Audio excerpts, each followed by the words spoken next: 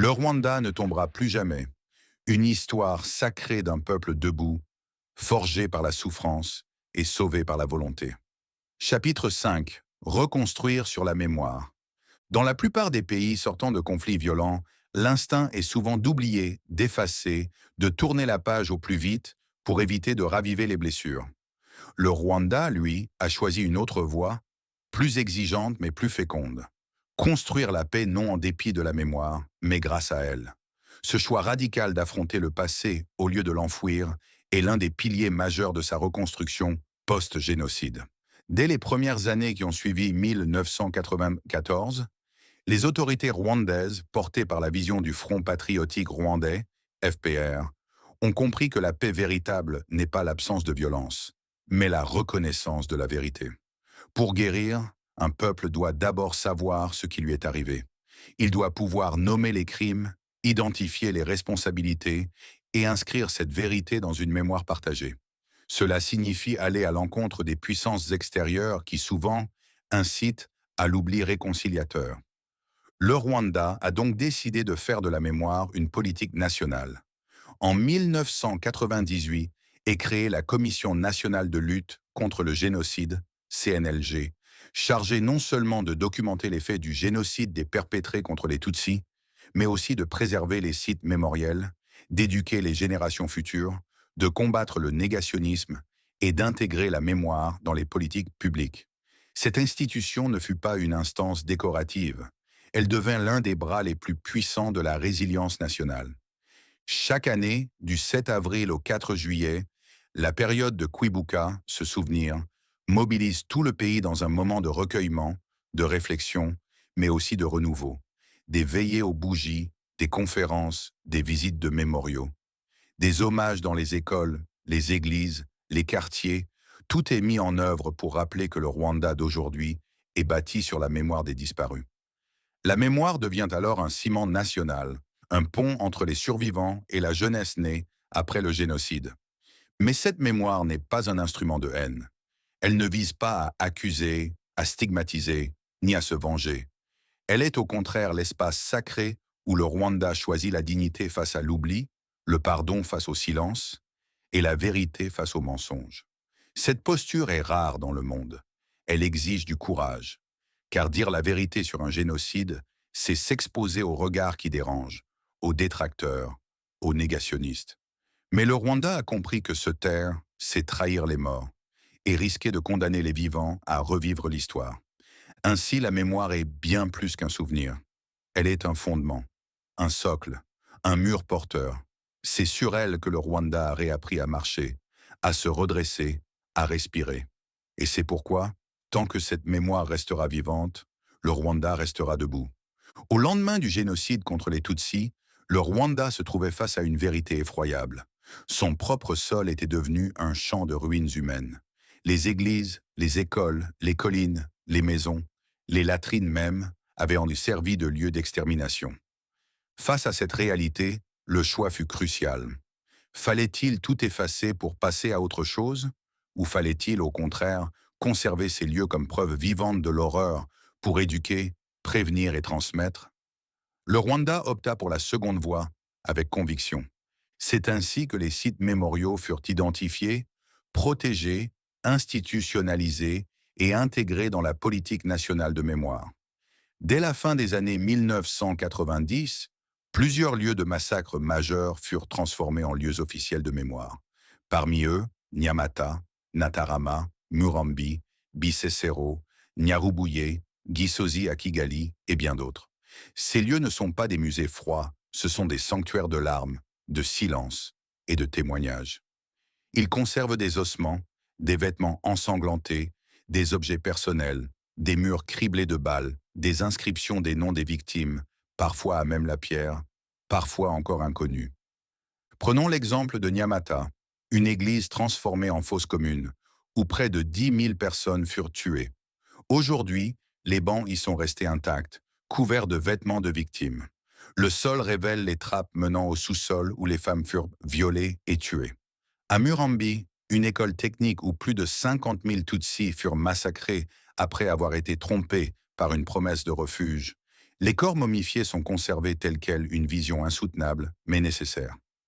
À Kigali, au mémorial de Gizozi, les tombes collectives, les salles d'exposition et le mur du souvenir forment le cœur de la mémoire nationale. Plus de 250 000 personnes y sont posées. Ces lieux ne sont pas là pour impressionner. Ils sont là pour confronter le visiteur à la réalité du génocide, sans filtre, sans détour. Ils accueillent chaque année des milliers de visiteurs, des élèves rwandais, des familles rescapées, des Rwandais de la diaspora, mais aussi des chercheurs, des chefs d'État, des diplomates, des touristes, des sceptiques. Chacun y vient et chacun en ressort transformé, car ces lieux parlent. Ils disent « Regardez, écoutez, n'oubliez pas ». L'institutionnalisation de ces sites n'est pas que matérielle, elle est légale, éducative et symbolique. La loi rwandaise protège les sites mémoriaux comme patrimoine national. Des guides formés y assurent l'accueil. Des programmes pédagogiques y sont rattachés. Les cérémonies de Kwibuka s'y déroulent chaque année avec recueillement, discours et souvent larmes. Les écoles y organisent des visites éducatives obligatoires. Des films y sont tournés, des récits y sont collectés pour la préservation des archives orales du génocide. La présence de ces sites mémoriaux ne vise pas à entretenir la douleur, mais à ancrer la vérité dans l'espace physique et moral du pays. Ils sont des balises de mémoire, des phares dans la nuit de l'histoire. En les conservant, le Rwanda a choisi de ne pas fuir son passé. Il a préféré regarder l'horreur en face, pour éviter qu'elle ne se reproduise. C'est cette lucidité mémorielle qui fonde la paix rwandaise. Une paix vigilante, exigeante, enracinée. Et parce qu'ils incarnent cette lucidité, les sites mémoriaux du Rwanda sont devenus des lieux universels, où l'humanité vient apprendre, s'interroger, se remettre en cause. Ils font du Rwanda non seulement une terre de mémoire, mais un acteur central dans la lutte mondiale contre les génocides et les idéologies de haine. Si la mémoire doit vivre, elle doit se transmettre.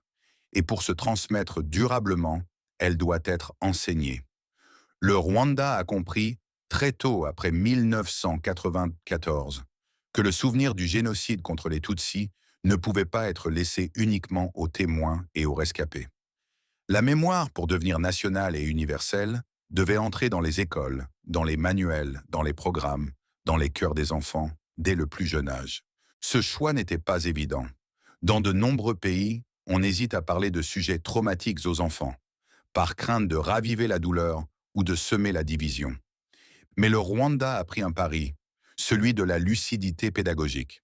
Il a estimé que cacher la vérité aux enfants, c'était leur préparer un avenir instable. À l'inverse, leur dire la vérité avec des mots justes, adaptés à leur âge, c'était former une génération de citoyens conscients, immunisés contre l'idéologie du génocide.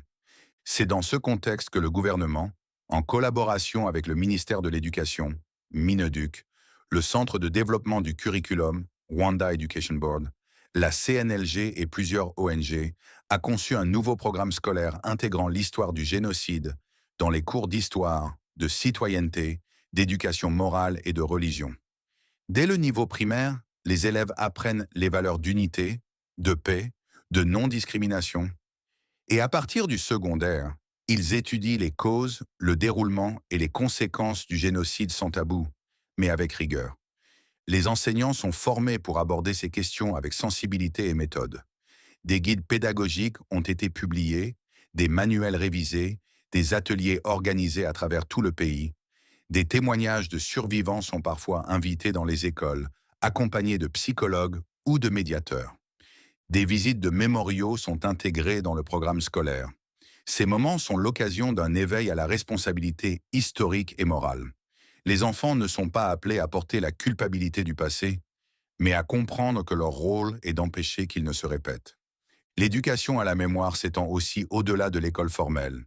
Des clubs de paix, des forums de jeunes, des campagnes artistiques et sportives ont été lancés pour faire de la mémoire une culture vivante. Le programme Ndi Umunyarwanda, Je suis rwandais, initié dès 2013, encourage les jeunes à dépasser les identités ethniques et à se réapproprier une citoyenneté unifiée, enracinée dans l'histoire mais tournée vers l'avenir. Cette approche fait du souvenir non pas une charge, mais un levier d'unité. Résultat, La jeunesse rwandaise d'aujourd'hui, née après le génocide, porte la mémoire non comme un fardeau, mais comme un devoir. Elle parle avec respect des rescapés. Elle connaît les lieux mémoriaux. Elle récite avec conviction les leçons d'un passé qu'elle n'a pas vécu, mais qu'elle refuse de répéter. Elle participe aux commémorations avec dignité. Elle représente un espoir puissant, celui d'une mémoire qui se régénère sans se déformer. En enseignant la mémoire dès l'enfance, le Rwanda fait plus que prévenir un autre génocide. Il bâtit une conscience collective, une citoyenneté responsable, un peuple éveillé. Et c'est par cette éducation que la phrase « Le Rwanda ne tombera jamais » prend tout son sens car elle ne repose pas seulement sur les lois ou les institutions, mais sur la force d'une génération éduquée à dire « Plus jamais ça ». Dans la culture rwandaise ancestrale, le souvenir des morts n'était pas un moment de tristesse solitaire, mais un acte communautaire sacré. On se rassemblait, on chantait, on récitait les noms, on pleurait ensemble, on transmettait les valeurs du défunt. Après 1994, ce sens profond de la mémoire collective a été réinvesti dans un rituel national, devenu un pilier fondamental de l'unité. La commémoration annuelle du génocide contre les Tutsis, connue sous le nom de Kwibuka. Chaque année, à partir du 7 avril, le Rwanda entre dans une période de 100 jours de mémoire, autant que les 100 jours de massacre en 1994. Pendant cette période, la nation tout entière se recueille. Les couleurs nationales se voilent de gris et de noir, les drapeaux sont en berne, les émissions de radio et de télévision se recentrent sur les témoignages, les cérémonies officielles se succèdent, les écoles organisent des discussions et les lieux de mémoire s'ouvrent à des milliers de visiteurs. Kwibuka n'est pas une simple date, c'est un temps suspendu, un moment d'élévation collective. La cérémonie nationale, généralement présidée par le président de la République au mémorial de Gisozi, donne le ton. Allumage de la flamme du souvenir, discours de vérité et de dignité, silence solennel, témoignage de rescapés, récitation des noms. À travers tout le pays, les communautés se rassemblent dans les villages, les écoles, les mémoriaux locaux pour écouter, apprendre, guérir et s'engager. La parole circule, les blessures se nomment, les silences se brisent. Mais Kwibuka n'est pas qu'un acte de deuil, c'est un acte de reconstruction active. Commémorer, c'est reconnaître la blessure, mais aussi refuser son emprise. C'est-à-dire que nous nous souvenons et c'est précisément pour cela que nous avançons. La commémoration devient un espace où les survivants se sentent écoutés, reconnus, honorés. Elle permet aux nouvelles générations d'entrer en relation avec un passé qu'ils n'ont pas vécu, mais dont ils héritent la responsabilité. La commémoration a également une dimension politique et diplomatique forte. Elle rappelle au monde la responsabilité historique des puissances qui ont fermé les yeux. Elle réaffirme que le Rwanda ne tolérera jamais le négationnisme, ni les idéologies de division. Elle invite les pays amis à s'associer au devoir de mémoire. Chaque année, des chefs d'État, des représentants des Nations Unies, des survivants de la Shoah ou du génocide arménien prennent la parole à Kigali pour affirmer une solidarité internationale fondée sur la vérité. La commémoration de Kwibuka a également une fonction thérapeutique. Les survivants, dont beaucoup vivent encore avec des traumatismes profonds, y trouvent un espace d'expression. Des cellules d'écoute, des équipes psychologiques, des rituels de groupe sont organisés pour accueillir les vagues de douleur qui ressurgissent. Commémorer devient ainsi un acte de guérison nationale, une manière de cicatriser ensemble, année après année. Ainsi, au Rwanda, commémorer n'est pas regarder en arrière, c'est ancrer la mémoire dans l'avenir. C'est dire chaque année, avec les mots du silence, des chants, des larmes et des promesses, nous n'oublions pas, parce que nous construisons sur la mémoire. Et c'est pourquoi la commémoration n'est pas une faiblesse. Elle est une force nationale, un socle de vigilance, un pilier de résilience. À mesure que les années passent, les faits peuvent se troubler, les mémoires s'étioler et les récits se fragmenter. Face à cette dynamique naturelle de l'histoire, certains cherchent non seulement à oublier, mais à nier, minimiser ou justifier le génocide contre les Tutsis. Le Rwanda, conscient du danger mortel que représente cette négation, a fait de la lutte contre le négationnisme un pilier central de sa politique mémorielle et de sa sécurité nationale. Le négationnisme prend plusieurs formes. Il peut être frontal lorsqu'on affirme que le génocide n'a pas eu lieu, ou plus insidieux, lorsqu'on parle de guerre civile, de conflits interethniques, ou qu'on évoque des victimes des deux côtés pour relativiser ou inverser les responsabilités. Il s'agit là d'une stratégie de dilution de la vérité historique qui ne vise pas à débattre, mais à effacer l'identité des victimes, à blanchir les criminels et à semer le doute dans les générations futures. Caïtar, J, Déconstruction du négationnisme, 2020. Le Rwanda a réagi avec une double stratégie, juridique et intellectuelle. Depuis 2003, la constitution rwandaise interdit toute forme de divisionnisme, de révisionnisme ou de négation du génocide contre les Tutsis. En 2008, la loi sur la répression du crime de négation du génocide fut adoptée. Elle punit sévèrement quiconque, par la parole, l'écrit, l'image ou tout autre moyen, conteste, minimise ou banalise le génocide. Ce cadre légal n'est pas conçu pour censurer le débat, mais pour protéger la vérité, la justice et la mémoire. Car comme l'a rappelé Paul Kagame, la liberté d'expression ne donne pas le droit de mentir sur les morts. Cette législation s'étend à la sphère numérique. Le Rwanda surveille de près les réseaux sociaux, les publications académiques, les plateformes en ligne, où certaines mouvances négationnistes cherchent à diffuser leur propagande. Des procès ont été intentés contre des individus rwandais ou étrangers qui nient publiquement le génocide, parfois depuis l'étranger, dans une stratégie d'influence géopolitique anti-rwandaise. Mais le combat contre le négationnisme ne se joue pas seulement devant les tribunaux. Il se mène aussi dans les universités, les centres de recherche, les médias et les arènes diplomatiques. Le Rwanda a produit une abondante littérature scientifique sur le génocide à travers la CNLG, les chercheurs rwandais, la diaspora et les partenaires internationaux. Des colloques, des publications, des ouvrages témoignent d'une contre-narration solide, ancrée dans les faits, les archives et les témoignages. Le Rwanda invite aussi les chercheurs étrangers à s'engager avec intégrité, en respectant la terminologie exacte, le génocide contre les Tutsis, et non le génocide rwandais ou le génocide Hutu-Tutsi, formulation imprécise et historiquement fausse. Il a également interpellé plusieurs institutions qui ont accueilli des idéologues négationnistes sous couvert d'analyse alternative, notamment dans certaines universités européennes. Enfin, la lutte contre le négationnisme est aussi un combat de politique étrangère. Le Rwanda n'hésite pas à dénoncer publiquement les pays qui accueillent ou protègent les fugitifs du génocide. Il collabore avec Interpol, les juridictions européennes, et d'autres États pour extrader et juger les génocidaires toujours en cavale. Il a aussi obtenu des excuses officielles de certains États qui avaient nié ou minimisé le génocide par le passé. Dans la culture populaire, le Rwanda encourage également les artistes, écrivains, cinéastes et journalistes à raconter la vérité, à dénoncer les récits falsifiés, à bâtir une culture de la vigilance.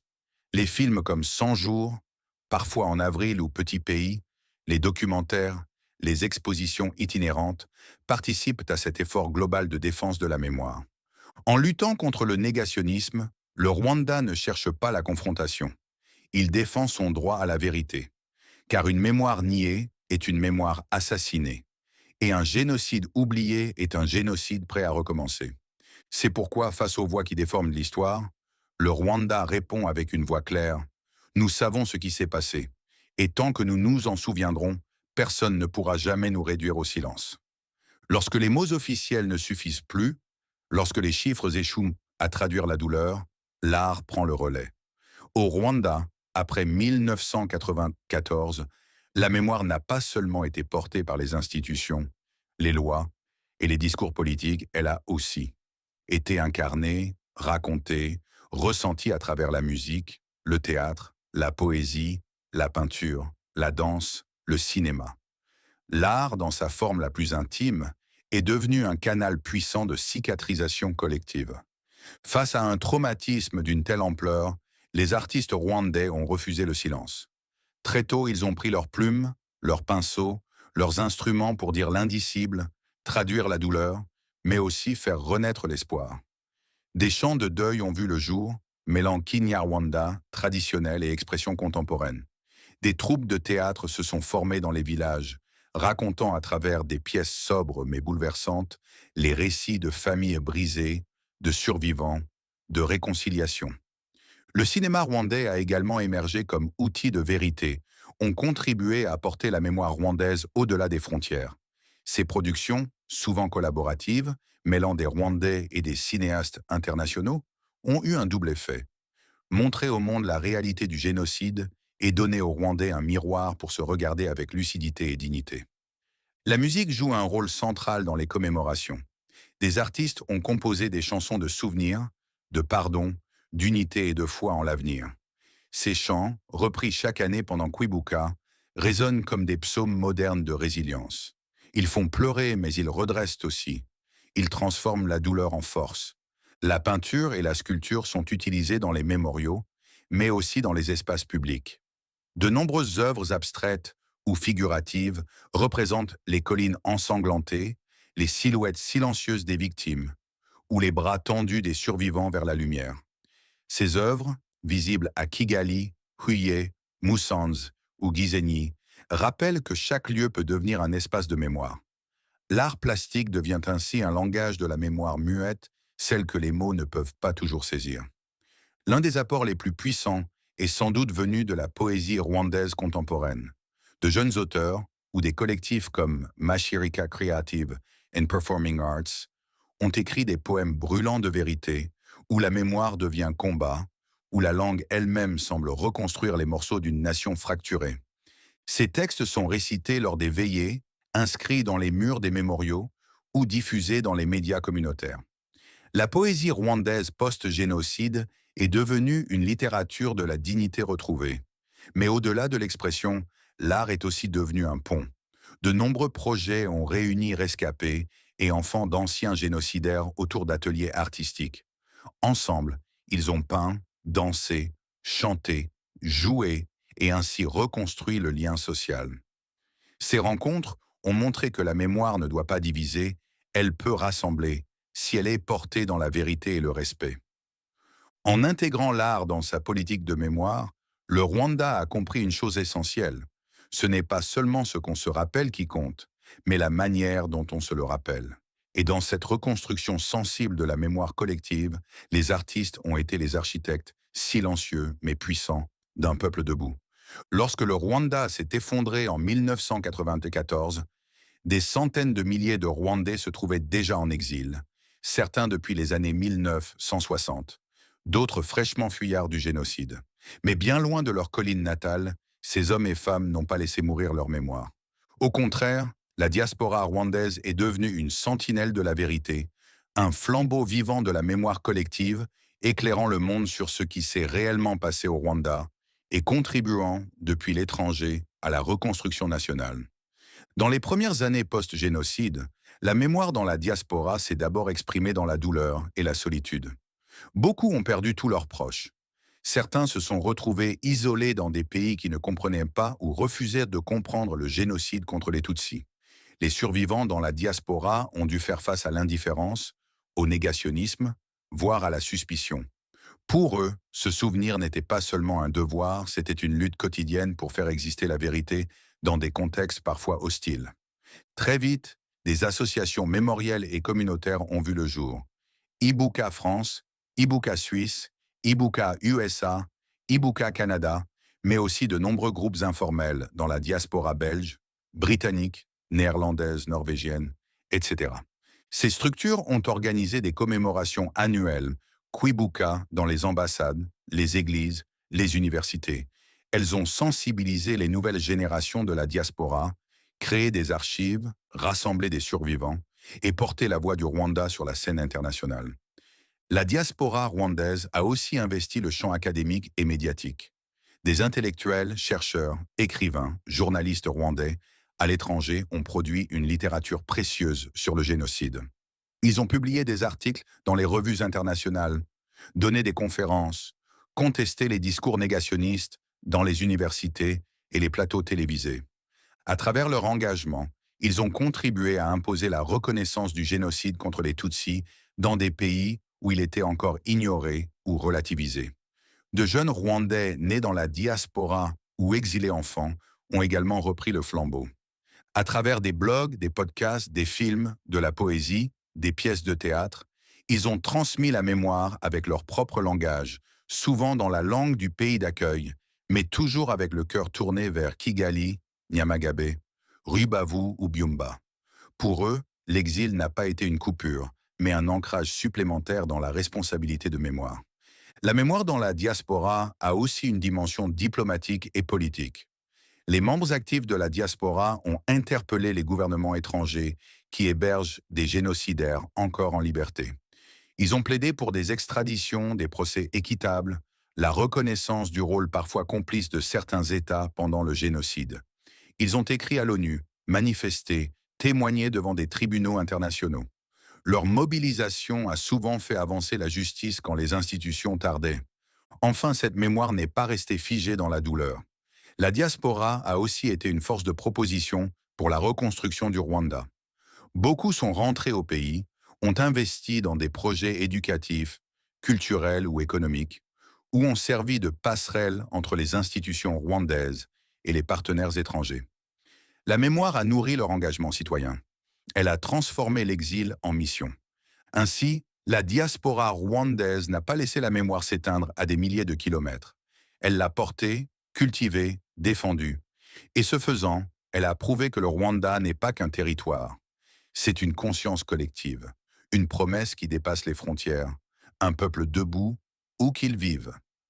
Le temps passe et avec lui, les témoins directs du génocide contre les Tutsis s'effacent peu à peu. Beaucoup de survivants vieillissent, certains emportant avec eux des récits jamais racontés. D'autres, épuisés par la douleur, n'ont jamais eu la force de parler. D'autres encore continuent de lutter intérieurement contre des souvenirs trop lourds. Pourtant, chaque témoignage est une pièce irremplaçable du puzzle de la vérité. Et chaque silence qui s'éteint sans être entendu est une perte irréversible pour l'histoire du Rwanda. C'est pourquoi le Rwanda a entrepris, depuis 2 décennies, un travail méthodique pour collecter, documenter, enregistrer et archiver les témoignages des survivants, qu'ils soient oraux, écrits ou filmés. Ce travail a été porté par des institutions comme la Commission nationale de lutte contre le génocide, CNLG, le Centre mémorial de Kigali à Gizozi, ainsi que des ONG comme GAERG, Genocide Survivors Students Association, ou AERG. Leur mission, sauver la parole des survivants pendant qu'il en est encore temps. Les campagnes de témoignage ont touché tous les recoins du pays. Des équipes se sont rendues dans les collines les plus isolées, dans les quartiers urbains, dans les prisons, dans les centres de santé mentale, chez les vieillards comme chez les jeunes adultes qui étaient enfants au moment des faits. Les récits sont recueillis avec soin, avec une écoute respectueuse, parfois sur plusieurs jours, parfois avec le soutien de psychologues. Les témoignages sont ensuite transcrits, traduits, numérisés, puis conservés dans des bases de données sécurisées et accessibles à la recherche. Parmi les plus grandes bases figurent celles de Gizozi, où des milliers d'enregistrements audio et vidéo sont archivés. Certains témoignages ont été intégrés dans les expositions permanentes, d'autres dans des documentaires, des podcasts ou des ouvrages collectifs. Cette parole vivante est au cœur de l'éducation rwandaise. Elle est utilisée dans les écoles, les formations pour les forces de l'ordre, les campagnes citoyennes, les universités, car rien n'enseigne la vérité mieux que ceux qui l'ont vécue dans leur chair. Mais cette préservation ne concerne pas que les rescapés. Le Rwanda a aussi documenté les récits de témoins passifs, de justes, d'anciens miliciens repentis, d'enfants nés du viol, de femmes devenues chefs de famille à 15 ans, de personnes ayant sauvé des vies au péril de la leur. Ces voix multiples forment une mosaïque de vérité qui permet de comprendre le génocide dans toute sa complexité humaine, au-delà des chiffres, au-delà des statistiques. Il faut également souligner les efforts pour traduire ces témoignages dans plusieurs langues français, anglais, kiswahili, afin de les partager avec le monde. Car le génocide contre les Tutsis est un crime contre l'humanité. Et la mémoire de l'humanité se construit aussi avec ses récits intimes, douloureux, mais nécessaires. Le Rwanda, en préservant ses voix, s'assure que le futur aura toujours des témoins du passé.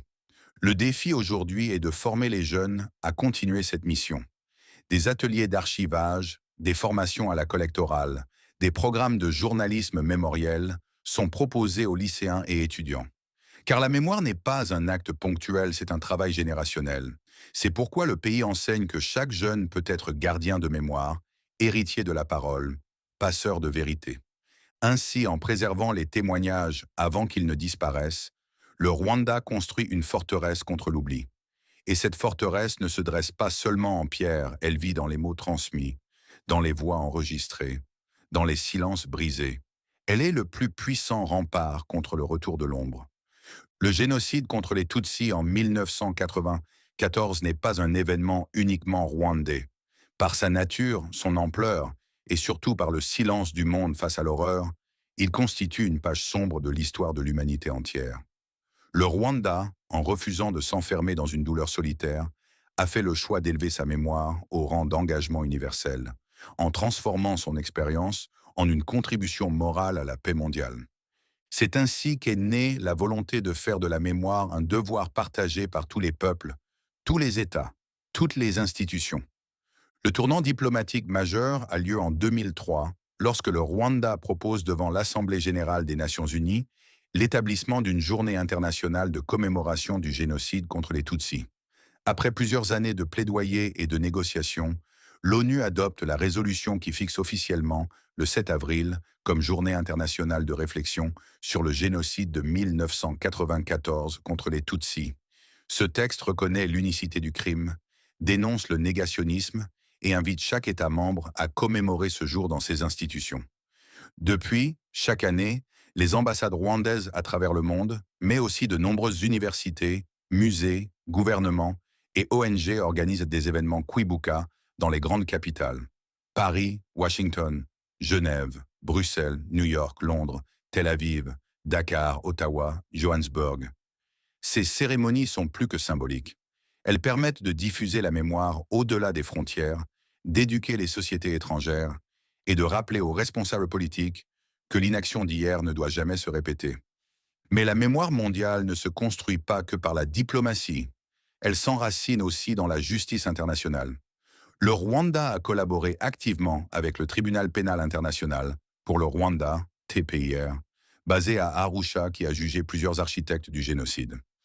Bien que critiqué pour sa lenteur, ce tribunal a permis d'établir une jurisprudence forte sur la planification du génocide, la responsabilité des médias et la participation des institutions religieuses.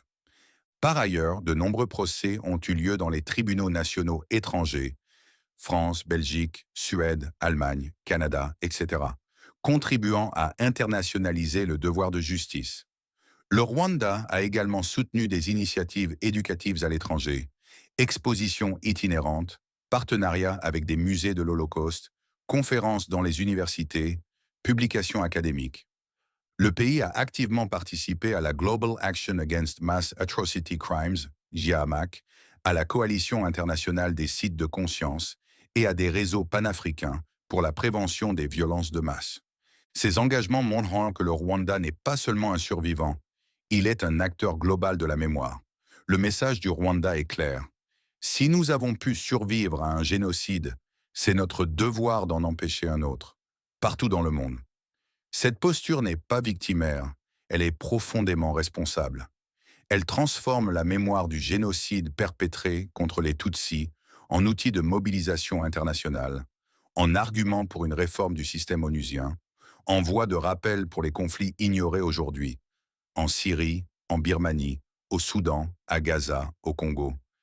Enfin, le Rwanda montre que la mémoire mondiale ne peut pas être hiérarchisée. Il n'y a pas de petits et de grands génocides. Il n'y a que des vies humaines détruites par la haine, l'idéologie, l'indifférence. Et c'est pourquoi la mémoire du Rwanda est une leçon adressée à l'humanité. Celle de ne jamais détourner le regard, de toujours nommer les crimes pour ce qu'ils sont, et de faire de chaque souvenir une semence de paix. Toute mémoire est menacée, non pas seulement par l'oubli ou la falsification, mais surtout par le non-partage. Une mémoire qui ne se transmet pas meurt avec ceux qui l'ont portée. Le Rwanda, en sortant du gouffre du génocide contre les Tutsis, a compris que la paix durable ne se construit pas seulement dans les institutions, mais dans les esprits et surtout dans ceux des générations futures. C'est pourquoi la transmission est aujourd'hui l'acte ultime de résilience. de protection et d'engagement national. La transmission ne se limite pas à enseigner des faits, elle implique de former une conscience, une vigilance, une responsabilité collective. Cela commence dans les familles, souvent marquées par le silence ou la douleur. Nombre de survivants ont mis des années à raconter à leurs enfants ce qu'ils avaient vécu. Pour beaucoup, le génocide est une mémoire enfouie, intime, difficile à verbaliser. Pourtant, des efforts émergent dans les foyers rwandais pour dire l'essentiel, pour répondre aux questions, pour rompre la chaîne du silence.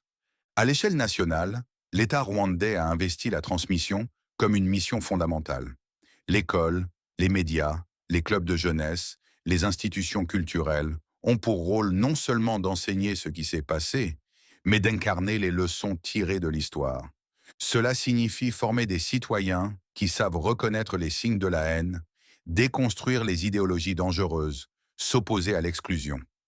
Des programmes comme Ndi Umunyarwanda sont devenus de véritables laboratoires de reconstruction identitaire partagée, où les jeunes apprennent à se définir par leur nationalité, leur dignité, et non par les catégories ethniques héritées de la colonisation.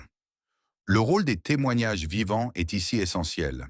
Les survivants qui acceptent de parler dans les écoles, lors de Kwibuka, dans les documentaires ou les livres, sont les passeurs de mémoire. Leur voix tremblante, leur silence, leurs récits précis valent plus que tous les manuels. Mais ce rôle est de plus en plus porté par la deuxième génération, celle des enfants et petits-enfants de rescapés, qui témoignent à leur tour souvent dans les médias sociaux, dans des blogs, des podcasts, des œuvres artistiques. Ils deviennent les gardiens d'un héritage qu'ils n'ont pas vécu mais qu'ils refusent d'oublier. La transmission est également préventive. À travers elle, le Rwanda construit une culture de vigilance où chaque citoyen sait que la paix n'est jamais acquise et que la haine peut se glisser dans les mots, dans l'humour, dans la politique. C'est pourquoi la vigilance mémorielle est enseignée non comme un réflexe de peur, mais comme une compétence civique. La prévention des crimes de masse est désormais intégrée dans la formation des enseignants, des policiers, des juges, des responsables administratifs. Le pays s'est doté d'un cadre légal et éducatif qui fait de chaque acteur public un gardien de la paix et de la mémoire. À l'international, le Rwanda incite les autres nations à intégrer la mémoire des génocides dans leurs programmes scolaires. Car transmettre, c'est aussi alerter l'humanité. Ce n'est pas uniquement un devoir national, mais un engagement global. Des initiatives comme le Genocide Studies Programme de Yale, la Fondation Shoah ou les archives du TPIR permettent aux chercheurs, éducateurs et citoyens du monde d'accéder à la vérité historique et donc de construire une conscience planétaire contre les crimes extrêmes. Enfin, transmettre, c'est construire une identité collective cohérente et solide. Le Rwanda d'aujourd'hui est jeune, plus de 70% de sa population est née après 1994. Si cette jeunesse est bien formée, bien ancrée dans la mémoire, elle deviendra la plus grande barrière contre le retour du passé. Sinon, elle sera vulnérable aux récits falsifiés, aux discours de haine, aux manipulations politiques. La transmission n'est donc pas un luxe. Elle est une ligne de front invisible dans la protection du Rwanda. Et c'est pourquoi la phrase « Le Rwanda ne tombera jamais » prend tout son sens ici.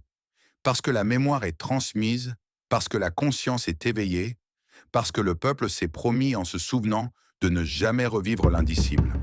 Merci de nous suivre.